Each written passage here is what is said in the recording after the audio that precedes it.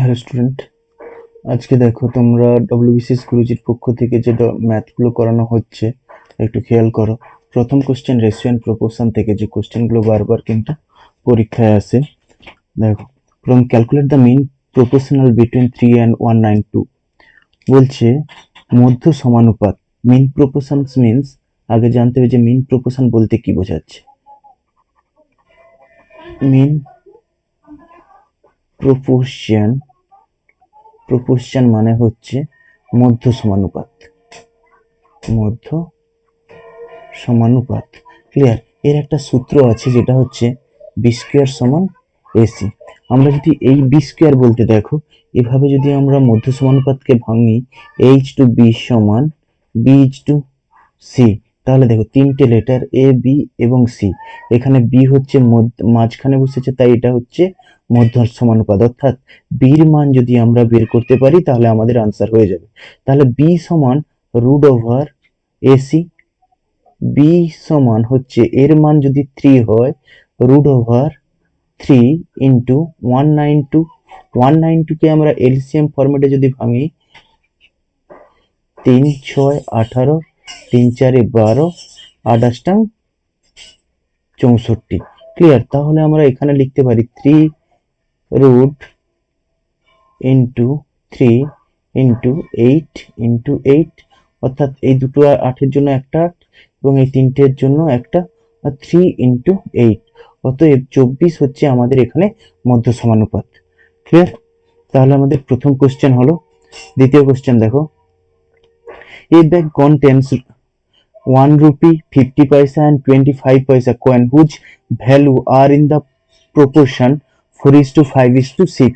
If the total number of coins are 760, find the number of 50 paisa coins. কি বলা হয়েছে, একটা ব্যাগে 1 টাকা 50 পয়সা এবং 25 পয়সার কয়েন্স আছে যাদের ভ্যালু রেশিও দিয়ে দিয়েছে। আগে দেখো, তোমাদের যদি ভ্যালু রেশিও দেওয়া থাকে এবং এখানে যদি নাম্বার অফ কয়েন্স থাকে, তাহলে প্রথম আমি এটাকে চেঞ্জ করে নেব। কি, ভ্যালু রেশিওটা চেঞ্জ হয়ে যাবে কয়েন রেশিওতে। ভ্যালু রেশিও চেঞ্জ হবে কয়েন রেশিওতে। কয়েন রেশিওতে আমি চেঞ্জ করে নেব। তাহলে এইখানটা দেখো, তোমার ভ্যালু রেশিও হচ্ছে 4:5:6। 4:5:6, তাহলে এটাকে যদি আমি কয়েন রেশিও করতে করে নেই, 4 টাকা যদি মানে 4টে কয়েন থাকলেই তবে 1 টাকা করে যদি 4টে কয়েন থাকে 4 টাকা হবে, অতএব 4। আর 50 পয়সা করে যদি 10টা থাকে তবেই 5 টাকা হবে, 10।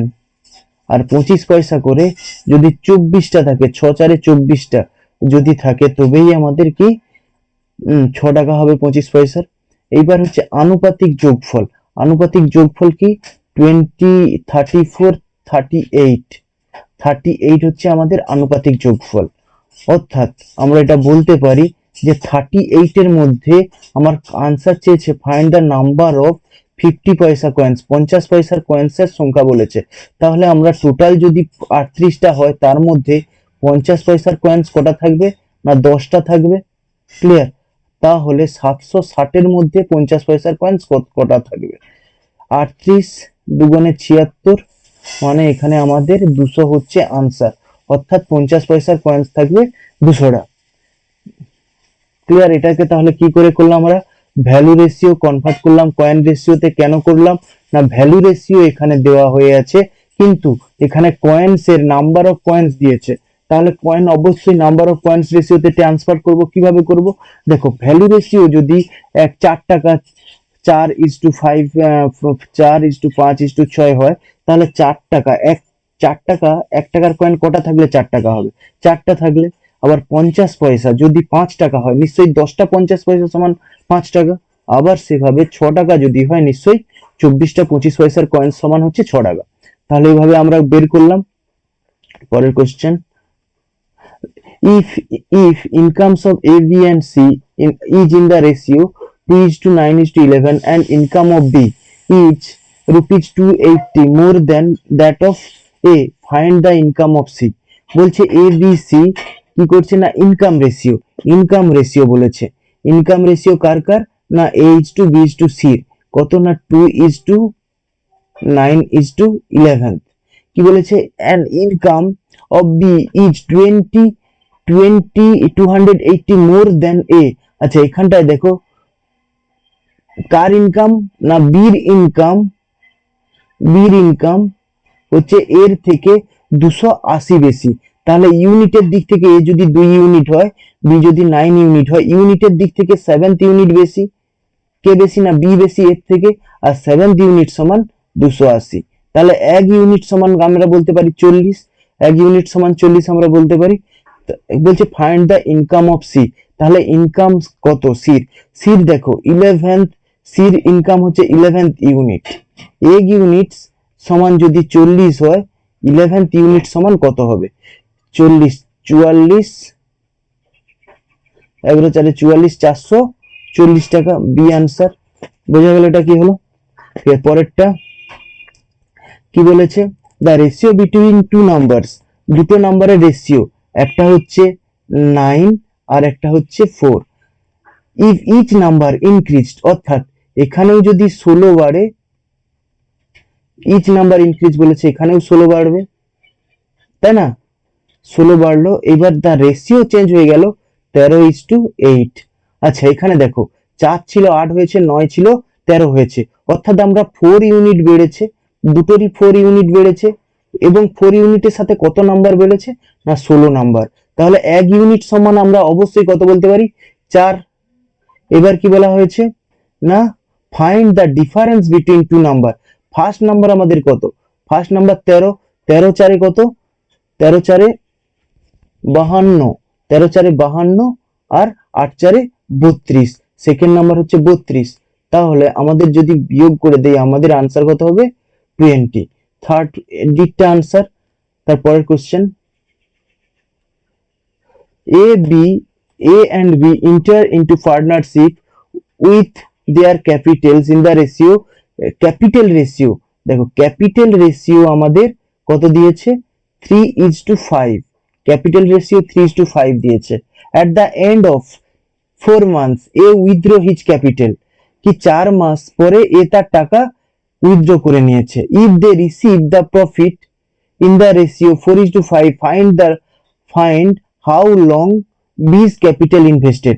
আচ্ছা প্রথমত আমার দেখো এ যদি 3 টাকা দেয়, বি দিয়েছে 5 টাকা, at the end of 4 months A withdraw his capital, তাহলে আমরা বলতে পারি যে তোমার এর যদি 3x টাকা হয়, কত মাস খেটেছে? 4 মাস খেটেছে। আর বির যদি 5x টাকা হয়, কত মাস খেটেছে? কি কত মাস বলেছে? Withdraw his capital if they receive the profit. আচ্ছা প্রফিট রেশিও বলে দিয়েছে 4:5। তাহলে এর টাকা কতদিন খাটবে, তাই তো? আচ্ছা এখানে আমি x এখানে ধরবো না, 4 3 12, এখানটা x ধরে নেব। ক্লিয়ার? তাহলে 12/5x সমান 4/5। 4 3 12, 5 একে 5, x সমান 3 মাস। 3 মানে 3 মাস হচ্ছে আনসার হবে। Clear?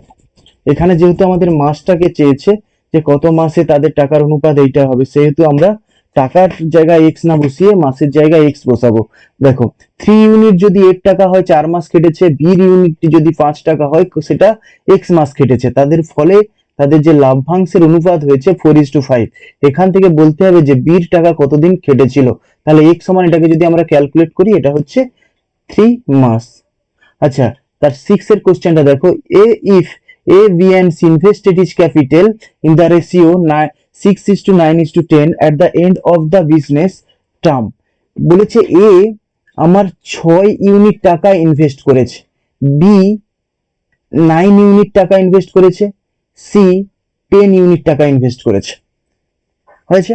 at the end of the business term, বিজনেসের শেষে they receive the profit, প্রফিটের অনুপাত হয়েছে 2:3:5। find the ratio of time for which they contribute their capitals।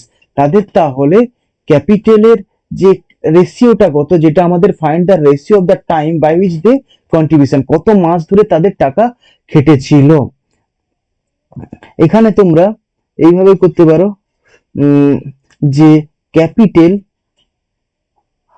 Capital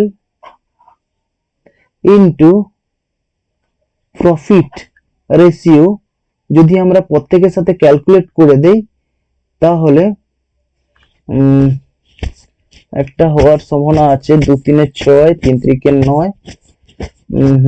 এখানে দেখো আমাদের হচ্ছে ক্যাপিটাল ছিল 6 আর এ প্রফিট রেশিও কত পেয়েছে 2।